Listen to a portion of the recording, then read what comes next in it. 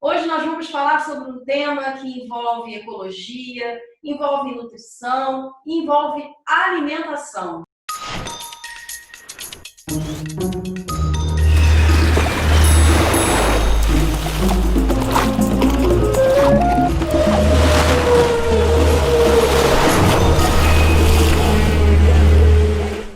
Muito bem-vinda, Bruna, aqui no nosso canal, aqui no canal Sextante. Um prazer te receber e a gente conversar um pouco sobre esse trabalho tão interessante que a Crioula faz.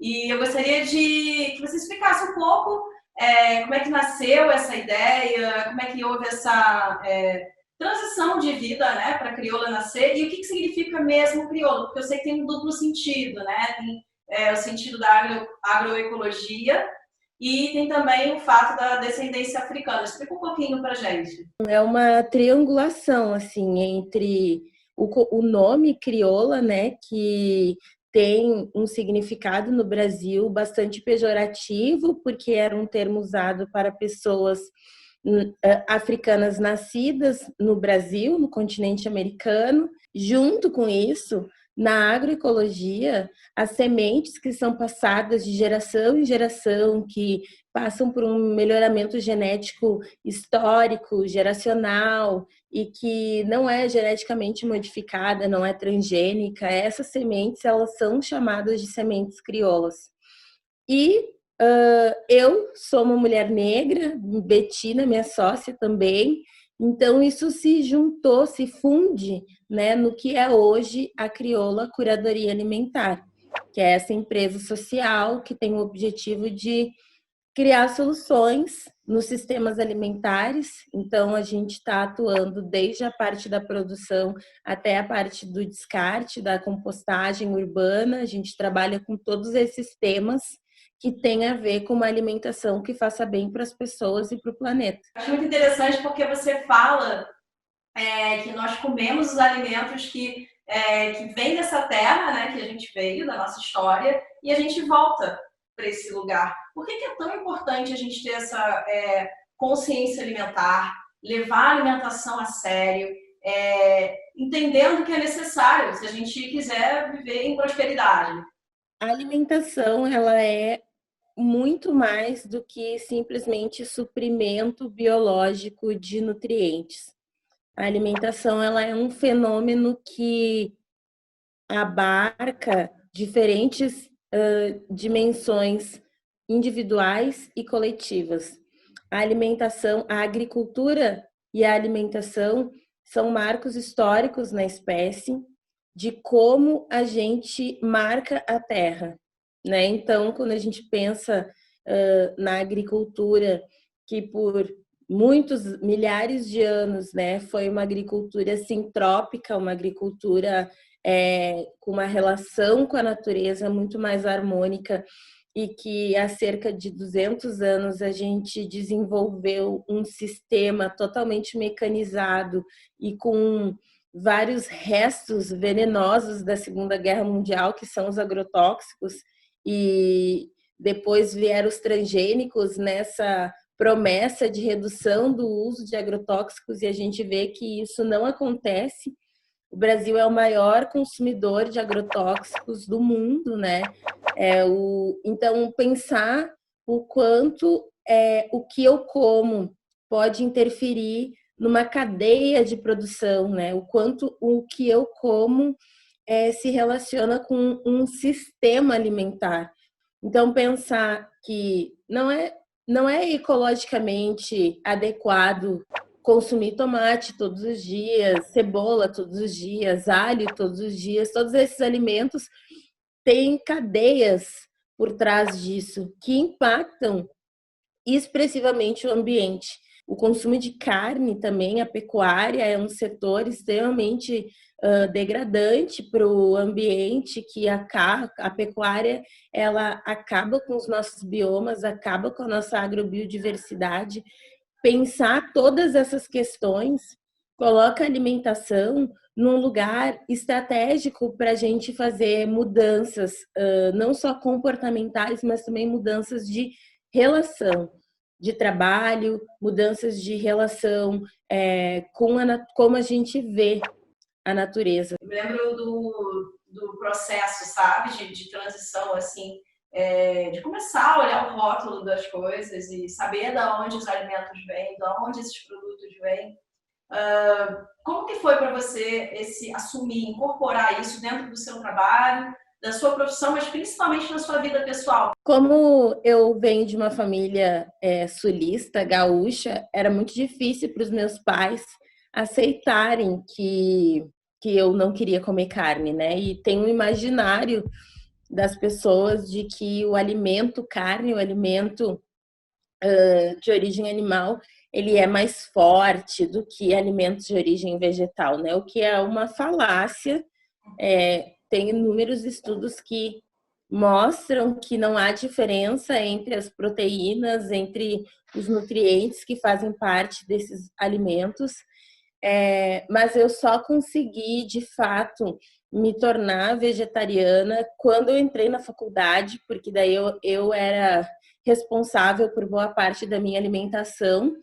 E quando eu fui morar em Brasília, para trabalhar com políticas públicas de alimentação e nutrição, que eu continuei, né, de forma mais coesa, assim, mais profunda, essa questão do vegetarianismo.